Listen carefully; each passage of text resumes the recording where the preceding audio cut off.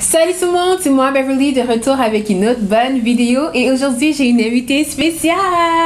Salut. Je suis avec Alexandra, donc celle qui a fait le design de mon livre Devenir styliste, et aujourd'hui elle va nous parler de l'importance d'un logo, comment faire pour en créer un, comment avoir de l'inspiration.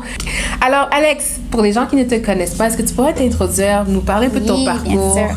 Donc, je m'appelle Alexandra, ça fait déjà 3 ans, je pense que je connais Beverly. Avant de la connaître, j'ai fait comme tout le monde, sciences humaines, j'ai fait mes cours de base, j'ai pas aimé ça.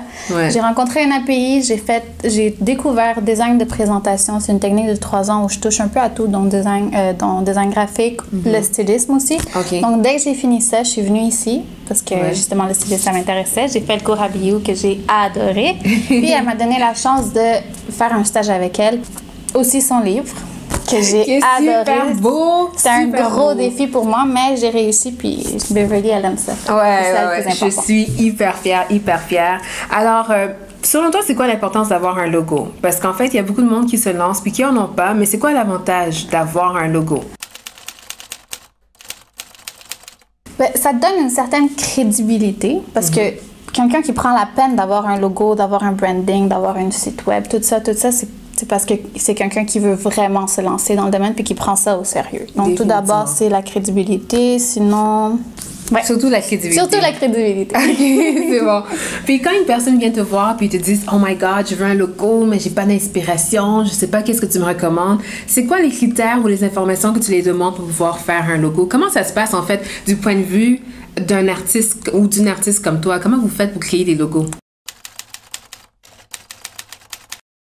Ben, tout d'abord, il faut poser des questions les plus importantes, qui est quelles sont tes valeurs par rapport à ton entreprise, qu'est-ce que tu vends, les services que tu offres, qui est ton public cible, surtout les femmes, les hommes, les écolos, ceux qui mangent la viande, ceux qui ne mangent pas de viande. C'est pour savoir à qui qu'il faut adresser la carte d'affaires ou le livre ou peu importe, parce que c'est très important au niveau des couleurs, au niveau des formats, c'est ça le plus important. Comme par exemple, si je dirais que je veux faire de quoi pour les hommes, est-ce qu'il y a des couleurs parce que c'est des hommes que je pourrais pas utiliser, comme par exemple le rose, ou est-ce qu'il y aurait quand même façon de l'utiliser? Ben c'est sûr, il y a toujours façon de l'utiliser, mais c'est sûr que c'est pas ta couleur primaire, parce que le rose, on le sait tous que c'est plus pour la femme. Peut-être le bleu, il y a le noir, il y a le jaune, mais le rose, peut-être en deuxième, mais pas en primaire. OK, super. J'aime ça. On a de bonnes informations. Je serais curieuse de savoir, est-ce qu'il y a des couleurs qu'il faut absolument éviter? Parce qu'on parle de couleurs comme le rose, mais est-ce qu'il y en a que c'est, peu importe le domaine, peu importe ton service, il faut juste jamais l'utiliser? Je pourrais dire le rouge et le vert. Okay. Je sais que c'est les couleurs de Noël, mais on garde ça juste pour Noël. Parce que sur une carte, la lisibilité n'est pas super. Parce que la lisibilité, c'est le plus important. Il faut que tu comprennes tout de suite de quoi que ça parle, ton livre, ta carte d'affaires. Il faut tout de suite comprendre pourquoi qu'on l'a fait. Ouais. Sinon, le mélange de motifs aussi, encore une fois, la lisibilité. Sinon, quand il y a trop d'affaires qui se passent, on perd l'intérêt puis on passe à d'autres choses. OK. Fait un des critères pour une bonne carte d'affaires, c'est que ce soit assez lisible, je suppose. Que ce soit clair. Que ce soit clair. Puis quoi d'autre? Est-ce qu'il faut que ce soit quelque chose qui va capter l'œil? Est-ce qu'il faut que ce soit original ou est-ce que pas nécessairement? Ben, c'est sûr qu'il faut que ça soit original.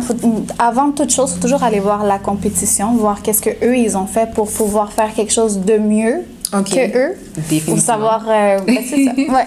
OK. Fait en fait, c'est quoi les critères, selon toi, d'un bon logo quand tu le crées? Parce qu'il y a beaucoup de monde, en passant, qui vont se créer un logo eux-mêmes, puis ils vont dire, moi, j'ai mon amie, ma cousine, elle fait des super beaux dessins. Fait que là, ils font un dessin, quelque chose de super artistique, mais pas nécessairement pratique comme logo. Fait que ce serait quoi, vraiment, les critères d'un bon logo, selon toi? Un bon logo, comme j'avais dit, lisibilité, il faut que ça soit clair, faut qu'on sache, quand tu le vois, c'est quoi, comme quel logo? Genre BU Stylist. BU Stylist, ça le dit dans le mot, c'est pour les stylistes. En fait, l'idée, c'est que tu veux t'assurer que ton logo, il n'y a pas de devinette. On n'est pas en train de se demander est-ce que c'est un chat, est-ce que c'est une styliste, est-ce que c'est... Fait qu'il faut vraiment qu'à travers le logo, que ce soit assez clair. Exactement. Qu'est-ce qu'on offre. OK, super, c'est bon. Alors, pour quelqu'un qui se dit, oh my God, je veux un logo, mais j'ai pas le budget, est-ce que c'est mieux que je le fasse moi-même? Qu'est-ce que tu répondrais à quelqu'un qui dit ça? Est-ce que c'est conseillé de faire un logo soi-même ou pas?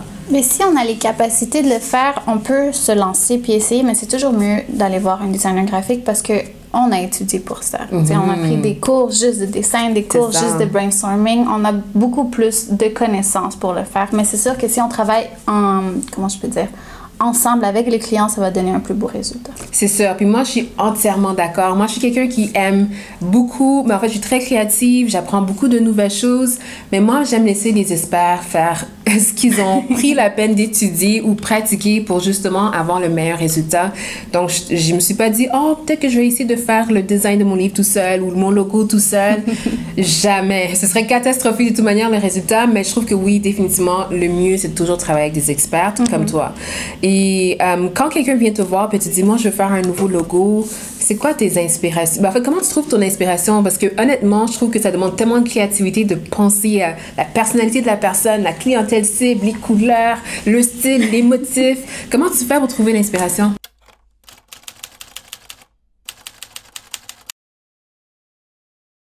Mais tout d'abord, c'est chez les clients. C'est la personne qui va être inspirée, comment elle s'habille, comment elle parle. Tu vois à peu près ça va être quoi son style, si elle est plus sérieuse ou plus éclectique.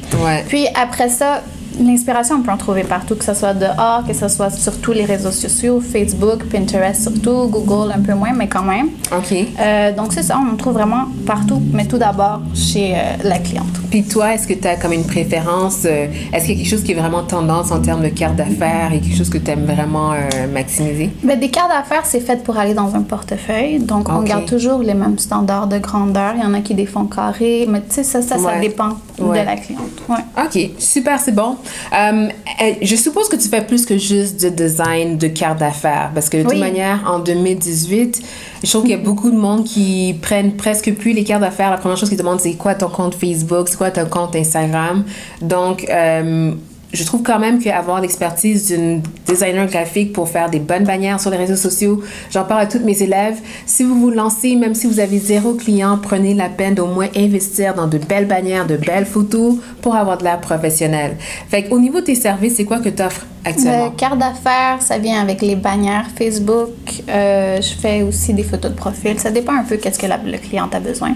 OK, donc pour ceux et celles qui sont intéressés par tes services, qui veulent t'engager pour un logo ou une bannière ou autre, comment on fait pour te rejoindre? Je suis toujours active, très active sur Instagram, fait qu'on peut me rejoindre via Instagram. OK, donc on va mettre le lien à son compte Instagram. Suivez-la, mais bien sûr, contactez-la pour avoir un super beau logo fait sur mesure selon vos besoins. Puis vraiment, Alexandra, j'ai adoré travailler avec elle et je suis quelqu'un de très difficile. Donc vraiment, si je vous dis qu'elle est bonne, elle est extrêmement bonne. Donc j'espère que vous avez aimé la vidéo d'aujourd'hui. N'oubliez pas de vous abonner à la chaîne parce qu'il va y avoir des vidéos à chaque semaine. Alors on se voit la semaine prochaine. Bye!